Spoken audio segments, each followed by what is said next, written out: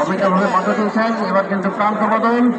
এবার শেখ মিনার প্রান্তে রয়েছেন পাঞ্জাবি স্পোর্টিং ক্লাব কোদালগাড়ি, সেই সাথে হাই স্কুল প্রান্তে রয়েছেন চন্দ্রিকান্ত স্পোর্টিং ক্লাব।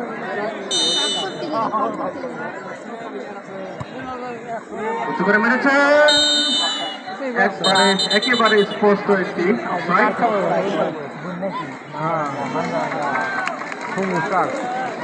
সংগত ছিল না, সংগত কারণে হলুদ কার্ড পেলেন খেলোয়াড় কোদালগাড়ি পাঞ্জাবি স্পোর্টিং ক্লাবের পক্ষে। যেহেতু রেফারি বাসি দিয়েছেন, তারপরেও তিনি বলটিকে গোলে মেরেছিলেন, সংগত কারণে একটি হলুদ কার্ড পেলেন। আবারও তাকে বাধা দিতে সক্ষম হয়েছেন পাঞ্জাবি স্পোর্টিং ক্লাব। এর মধ্যে বল মারতে বাইরে চন্দ্রিকান্ত স্পোর্টিং ক্লাবের